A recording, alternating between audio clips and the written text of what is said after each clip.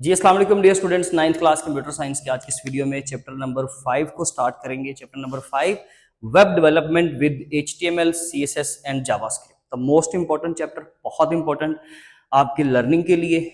Practical work करेंगे इंशाल्लाह। Computer की स्क्रीन पे भी बहुत कुछ करवाऊंगा। कंप्यूटर का जो भी आपके HTML, CSS का, जावास्क्रिप्ट का कोड होगा इंशाल्लाह कंप्यूटर की स्क्रीन पे समझाऊंगा। याद रखिएगा ये जो है वो चैप्टर नंबर 5 की भी ऑलमोस्ट बहुत सारी वीडियोस ऑलरेडी रिकॉर्डेड हैं, लिंक करूंगा साथ। कोई क्वेश्चन की क्यूरी होगी तो वो लाजमी तौर पे पूछिएगा।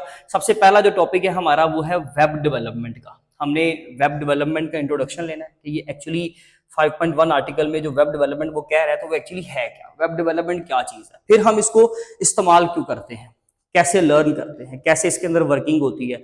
कुछ बेसिक चीजें जो है वेब डेवलपमेंट के बारे में बहुत इंपॉर्टेंट। वीडियो देखें, कोई भी सवाल होगा तो पूछिएगा। Web development with HTML, CSS and JavaScript. Title बड़ा मजेदार है। वेब डेवलपमेंट जो है वो जरूरी नहीं कि सिर्फ इन 3 लैंग्वेजेस के जरिए से होती है, बहुत सारी लैंग्वेजेस हम इस्तेमाल कर सकते हैं, लेकिन ये 2 या 3 जो है ये मोस्ट बेसिक जो आपकी लैंग्वेजेस हैं जो हम लोग यहाँ पर इस्तेमाल करेंगे वेब डेवलपमेंट करने के लिए। बाकी आप इसके अंदर बहुत सारी हाई लेवल लैंग्वेजेस को जो है वो साथ में इन्वॉल्व कर सकते हैं और अपना काम कर सकते हैं। तो सबसे पहले तो हम इसका इंट्रोडक्शन लेते हैं कि एक्चुअली ये वेब डेवलपमेंट होता क्या है। देखिए, वेब डेवलपमेंट की अगर हम बात करें तो वेब को डेवलप करना, बनाना, क्रिएट करना, मैन्युफैक्चर करना, ये आप सारे वर्ड्स इस्तेमाल कर सकते हो। It is the process of creating the websites and web applications. 2 words हैं यहाँ पर, ये याद रखिएगा, creating websites and web applications is called web development. अब बात यह है कि जी वेबसाइट क्या होती है। हम चलते हैं इन सिंपल सी टर्म्स के ऊपर, पहले ये डिस्कस करते हैं, उसके बाद फिर यहाँ पे आते हैं। देखिए, आप लोग simple HTML, hypertext, markup language, CSS, cascading style sheet या जावास्क्रिप्ट, ये आपकी हाई लेवल लैंग्वेज है, प्रोग्रामिंग लैंग्वेज है। जबकि ये दोनों बेसिकली फ्रंट एंड की, प्योर फ्रंट एंड की लैंग्वेजेस हैं, यानी कि ये प्रोग्रामिंग लैंग्वेज एटलीस्ट ये दोनों नहीं है। इनका इंट्रोडक्शन हम आप आगे जाके करेंगे। तो इन लैंग्वेजेस के जरिए से आपने क्या किया, एक पेज बनाया सिंपल, ठीक है, और वो पेज अभी आपके कंप्यूटर के अंदर है, ऑफलाइन आप उसको एक्सेस कर रहे हो। आपने कोड लिखा HTML का। अभी जस्ट अज्यूम कर लें कि ये कोई लैंग्वेज है जैसे कि जो कंप्यूटर के ऊपर काम करती है। कंप्यूटर के अंदर प्रोग्राम करने के लिए या कोई चीज़ डेवलप करने के लिए, वेबसाइट बनाने के लिए हम ना ये लैंग्वेजेस को इस्तेमाल करते हैं। बस अभी इतना ही अपने माइंड में रखें। मैंने एक पेज डिजाइन किया सिंपल वेब के ऊपर, ठीक है, सिंपल पेज, सॉरी, और अभी ऑफलाइन है, यानी कि मेरे कंप्यूटर के अंदर है, तो उसको सिंपल पेज बोलेंगे। It's not a web page, ना वो वेबसाइट है। लेकिन जब मैं उस पेज को पब्लिश कर दूंगा ऑन द इंटरनेट, तो हम बोलेंगे a page on the internet is called as a web page. जब वो पेज इंटरनेट के ऊपर आएगा और आप, मैं और हम सब लोग उसको एक्सेस कर सकते हैं, उसका एड्रेस लिखकर, उसका लिंक क्लिक करके हम उस पेज को इंटरनेट के ऊपर with the help of internet अगर आप उसको देख सकते हो तो that is called as web page. Collection of many web pages is called as a website. और बहुत सारे वेब पेज जब इकट्ठे होते हैं तो क्या बनती है, एक वेबसाइट बनती है।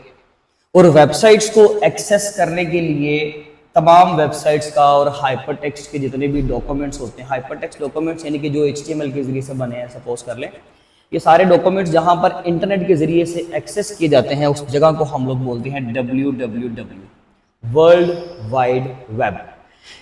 टिम बर्नर ली एक बंदा था जिसने इसको इन्वेंट किया था इसको, और इसने इसको ओवरऑल इसको वेब का नाम दिया जाता है।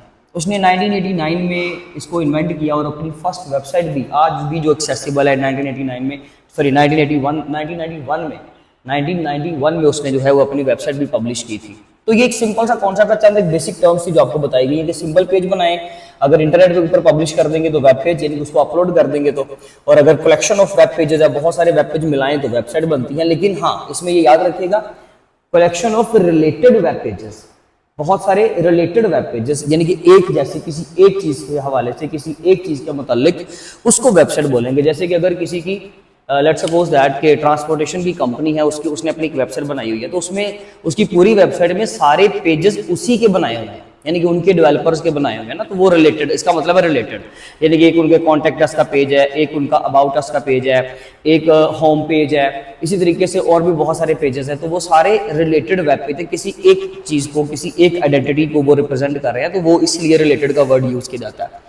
तो ये www का कॉन्सेप्ट है, ये बेसिकली सिंपल सी टर्म्स है। अब देखें process of creating the websites, अब आपको समझ आ गई कि वेबसाइट क्या है। एंड वेब एप्लीकेशन, वेबसाइट जो होती है ना मोस्ट ऑफ द टाइम ये होती है बेसिकली इसके ऊपर जो डाटा होता है, ये कंटेंट होता है वो स्टैटिक होता है, ठीक है, स्टैटिक, यानी कि इसमें हमें मोस्टली यूजर से हम इनपुट नहीं लेते। सर क्या मतलब इस बात का? देखिए इस बात का मतलब ये है कि वेबसाइट में आप लोग जो टेक्स्ट इस्तेमाल करते हो, जो आप लोग सिंपल एक वेबसाइट ओपन करें, सिंपल कोई भी www.pakistanarmy.com, ठीक है जी, या लाहौर 22 लाहौर जो है आप उसकी वेबसाइट ओपन कर लें, पंजाब यूनिवर्सिटी की ओपन कर लें, पंजाब कॉलेज की कर लें, तो कोई भी जो वेबसाइट है वहां पर आपको क्या मिलेगा? टेक्स्ट मिलेगा, आपको इमेजेस मिलेंगी, ठीक है, हो सकता है उन्होंने वीडियोस अपलोड की हो, उन्होंने कुछ ऑडियोज अपलोड किए हो, इसी तरीके से उनके ब्लॉग्स लिखे होंगे, ठीक है, आर्टिकल्स लिखे होंगे उनके रिलेटेड सारा, उन्होंने अपनी लोकेशन डाली होगी, वहां पर उन्होंने अपना कॉन्टैक्ट का पेज बनाया होगा, अपना कॉन्टैक्ट दिया होगा, उनके रजिस्ट्रेशन करने के जो चार्जेस हैं वो लिखे होंगे, रजिस्ट्रेशन का प्रोसेस लिखा होगा। तो ये सारी चीजें कुल मिलाकर ये सारी चीजें आपको एक स्टैटिक लेआउट बनाती हैं जिसको हम वेबसाइट कह सकते हैं। जबकि वेब एप्लीकेशन में क्या होता है कि हम रियल टाइम में यूजर से इनपुट ले सकते हैं। जैसे कि फेसबुक अगर आप कंप्यूटर पे या लैपटॉप पे ओपन करते हो कि उसकी ऐप है ना मोबाइल ऐप जो आप मोबाइल में यूज करते हो, नहीं वो नहीं, जो आप लैपटॉप या कंप्यूटर पे ऑन करोगे तो उसको बोलेंगे वेब एप्लीकेशन। उसके ऊपर आप रियल टाइम में डाटा जो है वो एंटर कर सकते हो, लाइक कर सकते हो, कमेंट कर सकते हो, पोस्टिंग कर सकते हो, कम्युनिकेट कर सकते हो। इसी तरीके से हम अगर इसके अलावा बहुत सारी ऐसे आपके पास जो है प्लेटफॉर्म्स है, सोशल मीडिया प्लेटफॉर्म्स हैं, बहुत सारी ऐसी वेबसाइट्स हैं जो यूजर से डाटा करंट टाइम में लेती हैं, उनको हम लोग क्या बोलते हैं? Web applications. तो प्रोसेस, अब डेफिनेशन क्लियर हो जाएगी, process of creating the websites and web application is called as web development. Hope so कि आपका ये काम क्लियर हो गया। इट मींस, क्योंकि ये देखें जितना डेप्थ में बताया है आपको, अब तकरीबन एटलीस्ट ये होगा कि आप कम से कम ये चीजें भूलेंगे नहीं, आपको ये समझ आ जाएगी कि वेब डेवलपमेंट एक्चुअली क्या होता है। It means using various programming languages and tools to design, build and maintain website। जी बिल्कुल ऐसे ही है। इसका मतलब ये है कि प्रोग्रामिंग लैंग्वेज को इस्तेमाल करना है, बहुत सारे टूल्स को इस्तेमाल करना है, क्या करने के लिए? वेबसाइट को डिजाइन करने के लिए, बिल्ड करने के लिए या मेंटेन करने के लिए, ठीक है जी। अच्छा, उसके बाद वेब डेवलपमेंट में व्हाई लर्न वेब डेवलपमेंट, हम इसको क्यों सीखते हैं, क्यों सीखना चाहिए? चंद एक उन्होंने पॉइंट्स दिए हैं। सबसे पहला है डिजिटल लिटरेसी। देखें अगर हम बात करें सिंपल अब HTML, CSS और जावास्क्रिप्ट की, एक्चुअली ये होता क्या? HTML stands for hypertext markup language. HTML stands for hypertext markup language, right? ये एक प्रोग्रामिंग लैंग्वेज नहीं है। हाइपरटेक्स्ट मार्कअप लैंग्वेज बेसिकली आपकी वेबसाइट के लिए एक स्केलेटन के तौर पे काम करेगा, एक ढांचे के तौर पे काम करेगा जिसके ऊपर आपने अपनी पूरी वेबसाइट को बिल्ड करना है, ठीक है। यानी कि ये जस्ट स्ट्रक्चर प्रोवाइड करता है, कौन? HTML, ठीक है। हाइपरटेक्स्ट मार्कअप लैंग्वेज, हाइपरटेक्स्ट का मतलब होता है एक ऐसा टेक्स्ट कि जिसको हम क्लिक करें तो हम एक पोजीशन से दूसरी पोजीशन पर पहुंच जाएं। आप लोगों को अक्सर फेसबुक पे लिंक्स आते हैं, व्हाट्सएप पे लिंक्स आते हैं, ब्लू कलर में लिखा होता है, नीचे अंडरलाइन किया होता है। जब आप उस टेक्स्ट पे क्लिक करते हो तो आपको वो लिंक कंसिडर होता है ना, वो लिंक पे क्लिक करते हो तो आप किसी और जगह पर पहुंच जाते हो, चाहे उसी वेबसाइट के अंदर या किसी और वेबसाइट के ऊपर। तो वो जो हाइपरलिंक का जो टेक्स्ट है, that text is called as hypertext. और मार्कअप का मतलब होता है कि हम वहां पर मेनी एलिमेंट्स को इस्तेमाल करते हैं, बहुत सारे कलेक्शंस ऑफ एलिमेंट्स को इस्तेमाल करते हैं उस चीज को बनाने के लिए, that is termed as markup, उसको मार्कअप कहा जाता है। तो वो हम आगे जाके डेफिनेटली जब हमने कोड सीखना है तब हम मजीद डिटेल में जाएंगे। फिर आगे बात CSS। CSS stands for cascading style sheet. Cascading style sheet, इसके नाम से ये शो होता है कि ये बेसिकली स्टाइलिंग करने के काम आती है। कैसी लैंग्वेज के जो हम लोगों ने टेक्स्ट के कलर्स के लिए, अपनी वेबसाइट के ऊपर टेक्स्ट कलर के लिए, उसकी पोजीशनिंग के लिए कि टेक्स्ट कहाँ होना चाहिए, उसकी फॉन्ट के, उसके फॉन्ट्स की अपीयरेंस क्या होगी, किस तरीके से अपीयर होंगे। आप MS वर्ड यूज करते हो, माइक्रोसॉफ्ट वर्ड के अंदर हमारे पास फॉन्ट्स की डिफरेंट फैमिलीज होती हैं, जैसे टाइम्स न्यू रोमन है, कैलिबरी है, बहुत सारे स्टाइल्स हैं। इसी तरीके से यहाँ पर भी हमारे पास डिफरेंट टाइप्स के फॉन्ट्स के साइज होते हैं, फॉन्ट्स की अपीयरेंस होती है, फॉन्ट फैमिलीज होती हैं। या फिर हमें अपने टेक्स्ट को राइट पे, लेफ्ट पे, ऊपर से मार्जिन देना है, लेफ्ट साइड से मार्जिन देना है, उसकी पोजीशनिंग को कंट्रोल करना है, बात समझ आ गई, या उसकी स्टाइलिंग करनी है। इन सारे कामों के लिए हम लोग क्या इस्तेमाल करते हैं? CSS। ये ढांचा प्रोवाइड कर रहा है, ये उसकी स्टाइलिंग करवा रहा है। जावास्क्रिप्ट एक हाई लेवल प्रोग्रामिंग लैंग्वेज है, यानी कि इसके अंदर आप प्रोग्राम का वर्ड यूज कर सकते हो। इसका मतलब है कि ये थोड़ी डायनामिक टाइप है, ये आपके वेबसाइट के अंदर डायनामिक फंक्शनैलिटी लेकर आती है। यानी कि जो चीज आपने बनाई, लेट्स सपोज आपने ना एक सिंपल सा वेब पेज डिजाइन किया, उसके ऊपर आपने लॉगिन बनाया, तो लॉगिन के लिए क्या होता है, ईमेल, यहाँ पर पासवर्ड, यहाँ पर सबमिट का बटन है जी, ठीक है। तो वो पेज को डिजाइन किया, स्ट्रक्चर बनाया किसने, HTML ने, कि 2 बॉक्स बनाओ, ठीक है। CSS ने क्या किया, उसकी पोजीशनिंग सेट की, कलर्स दिए, और फिर जावास्क्रिप्ट क्या करेगा कि जब आप उन बटन के ऊपर क्लिक करोगे तो वो बटन कुछ फंक्शंस, कुछ एक्शंस परफॉर्म करे। वो क्या करवाता है, जावास्क्रिप्ट करवाता है। सिंपल, होप सो कि आपका कॉन्सेप्ट ये क्लियर हो गया होगा। अच्छा जी, डिजिटल लिटरेसी का मतलब अब यहां पर ये है, when you learn web development you find out how websites are made, you learn about HTML which is like the skeleton of a web page, CSS and which makes the web page look nice, and JavaScript which makes the web page interactive. This helps you understand how the internet works. तो इसने आपको क्या provide किया, आखिरी line में सारा कुछ लिखा हुआ है कि इन्होंने आपको अवेयरनेस प्रोवाइड की कि एक्चुअली इंटरनेट काम कैसे करता है, इंटरनेट के ऊपर वेबसाइट्स काम कैसे करती है। तो ये डिजिटल लिटरेसी यानी कि आपको डिजिटल नॉलेज उन्होंने प्रोवाइड किया, ये चीजें कैसे काम करती हैं। नेक्स्ट है हमारे पास करियर अपॉर्चुनिटीज। देखें, अगर कोई बंदा इन तमाम चीज़ों को सीख जाता है तो डेफिनेटली वो या तो वेब डेवलपर बन जाएगा, ठीक है, आप उसको वेब डेवलपर भी कह सकते हो। फिर कुछ लोग वेब डिज़ाइनर बन जाते हैं। देखिए, वेब डेवलपर और डिज़ाइनर 2 डिफरेंट टर्म्स हैं। डिज़ाइनर का मतलब होगा जिसने ग्राफिक्स का काम करना है, जैसे कि जिसने लोगो डिज़ाइन करने हैं, कलर स्कीमिंग जो है वो फाइनलाइज करनी है, कलर स्कीमिंग क्या होगी, फिर ब्लॉग कहाँ पर प्लेस करने हैं, इमेजेस कहाँ प्लेस करनी है, वो बेसिकली फ्रंट एंड से रिलेटेड होता है। 2 टर्म्स कभी ना भूलिएगा अगर आप लोगों ने वेब डेवलपमेंट समझनी है, वो ये, एक हमारे पास होता है फ्रंट एंड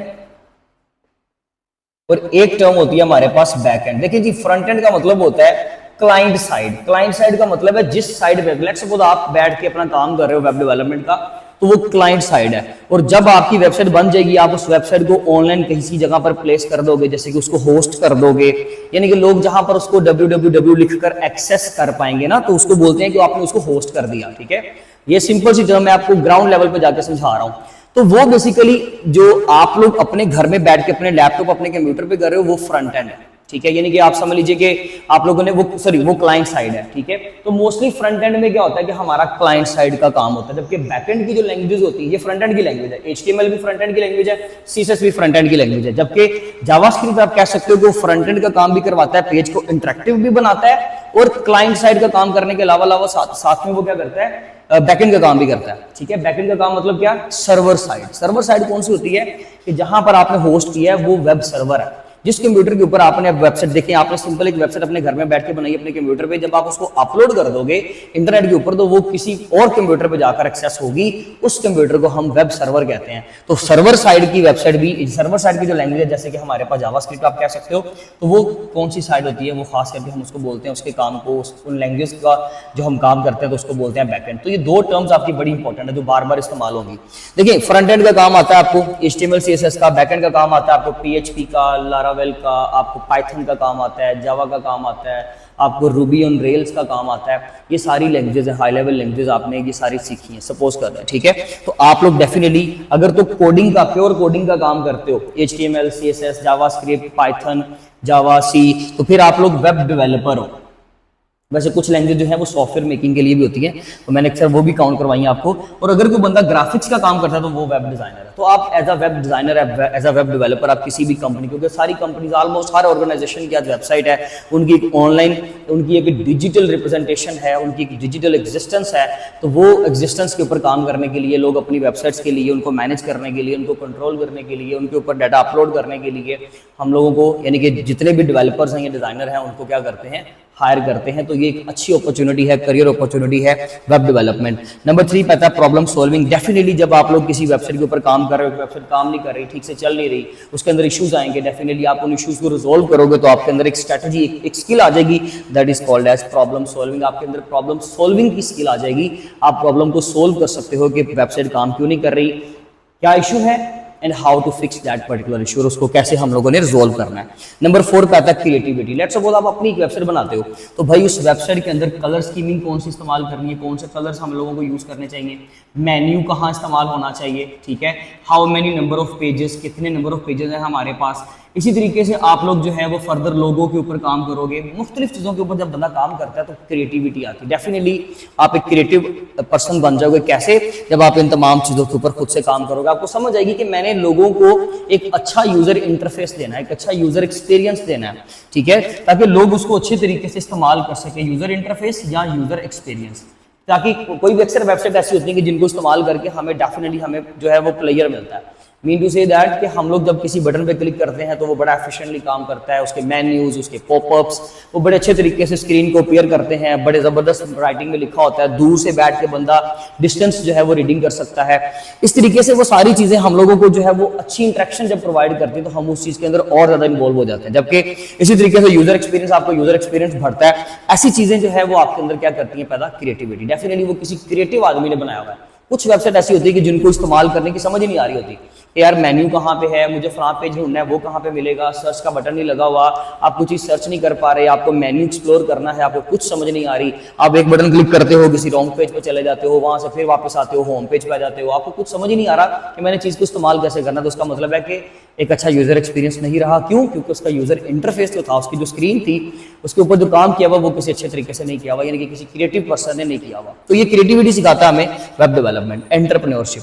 आप अपना खुद का बिजनेस चला सकते हो भाई, आप ऑनलाइन कोई भी अपनी वेबसाइट बना सकते हो, ऑनलाइन सर्विसेज दे सकते हो, आप जो है इवन यही फ्रीलांसिंग का काम आप कर सकते हो, या आप अपना बिजनेस बिल्ड कर सकते हो। जैसे कि आप क्राफ्ट्स का काम जानते हो, जो आपकी बुक पे एग्जांपल है, वो कहता है आप क्राफ्ट्स का काम जानते हो, आप आर्ट वर्क जानते हो, आप कोई पर्टिकुलर सर्विस आप देना जानते हो, तो आप उस चीज की वेबसाइट बनाओ, उसकी पब्लिसिटी करो, उसको एडवर्टाइज करो और उस चीज का क्या करो, काम करो, खुद बिजनेस करो उस चीज का। जैसे कि लेट्स सपोज मैं मार्केट्स बनाता हूँ, मैं ये प्रोडक्ट बनाता हूँ, तो मैं इस प्रोडक्ट के लिए प्रॉपरली क्या करता हूँ, ब्लॉग्स लिखता हूँ, आर्टिकल्स लिखता हूँ, ठीक है। इसके अलावा इसकी जबरदस्त किस्म की पिक्चर्स लेकर उन पिक्चर्स को अच्छे तरीके से एडिट करके उसको अपलोड करता हूँ, फ्रंट एंड का काम भी करता हूँ, बैक एंड का काम भी करता हूँ, यानी कि लोगों के अकाउंट उसके ऊपर रजिस्टर भी हो सकते हैं, यानी कि उसके साथ मैं डाटाबेस को भी लिंक कर देता हूँ, यानी कि लोग अपना डाटा भी वहां पर सेव कर सकते हैं। ये सारा काम मैं करता हूँ। तो डेफिनेटली जैसे जैसे मैं एडवर्टाइज करूंगा अपने इस प्रोडक्ट को, तो ये मेरी प्रोडक्ट क्या होना शुरू हो जाएगी, सेल होना शुरू हो जाएगी, डेफिनेटली मैं पैसे कमा सकूंगा। तो ये बेसिकली एक अच्छी अपॉर्चुनिटी होती है, यानी कि ये भी एक अच्छा काम है एंटरप्रेन्योरशिप, कि आप उस काम को अपने बिजनेस के तौर पर लेके चले। क्योंकि बेसिकली एंटरप्रेन्योरशिप किसको बोलते हैं,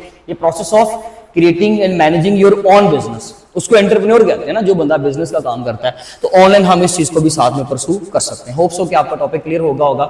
आप इसकी जो है वो स्क्रीनशॉट इसका ले सकते हैं ताकि सारे पॉइंट्स आपको मिल जाएं।